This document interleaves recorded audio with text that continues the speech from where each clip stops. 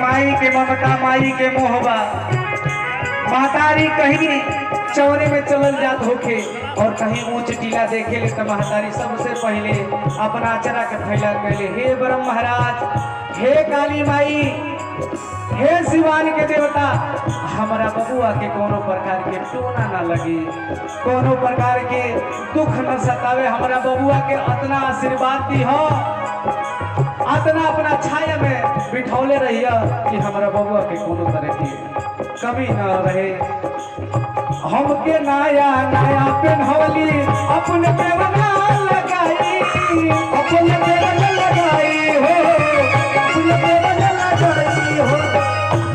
देखिए आशीर्वाद लखपति हो गया तो यही जैसे लखपति हो गई। हमके नया नया पेन्हवली अपने देवना लगाई, अपने देवना लगाई हो, अपने देवना लगाई। और माई के आंचल जैसे गेहूं के,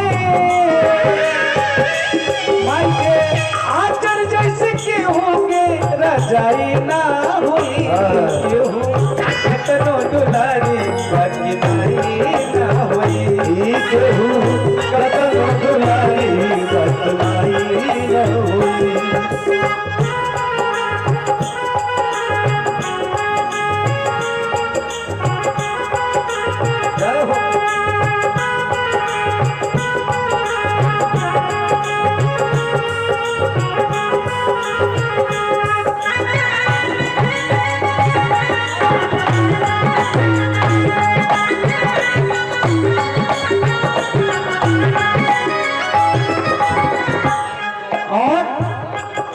देखी महतारी एक टाइम खाली नहीं खाई, लेकिन बाबू अपना बबुआ के 4 बार पूछे, बाबू खाना खैलो, खाना खा के गइल हुई है कहीं से क्रिकेट खेल के, तब वो महतारी पूछी बबुआ खाना खैलो।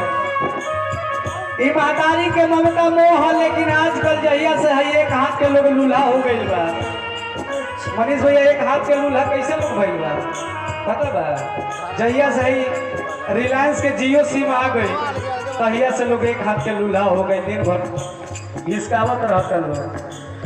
बापू कह के हमके बोलावे, पूछ पूछ खियावे, पूछ पूछ खियावे हो, पूछ पूछ खियावे।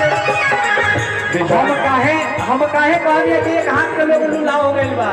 आजकल हेजा मोबाइल रहता, हेडफोन हेजा रहता।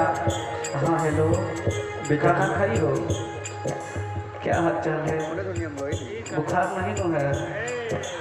आजकल ऐसा जमाना बाटे, देखी लोग अपने महतारी के भूल जाता।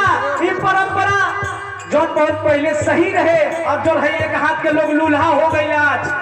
आज इस समय ऐसा बा मोबाइल में बेटा बेटी का का देख के जब कुछ गलत करते हैं तो लोग भाई बाप कहता हमारे बेटा बिगड़, बेटा कहाँ बिगड़ल बा, ओके माहौल बिगड़ गइल बा, तैसे वो बिगड़ गइल बा। बापू कह के हमके बोलावे, पूछ पूछ खियावेली, पूछ पूछ खियावेली। अरे सगर काम अकेले करेली, हमके कुछ ना अढ़ावेली, अकेले करेली, हमके कुछ ना अढ़ावेली। सगर काम अकेले करेली, हमके कुछ ना अढ़ावेली।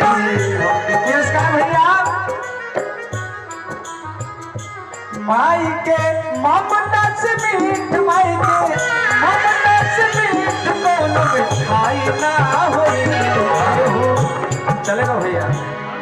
अरे माई के ममता से मीठ कोनो,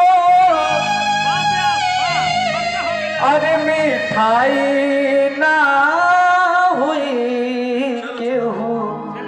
कतनो दुलारी बाकी माई ना हुई, केहू कतनो दुलारी बाकी माई ना हुई, केहू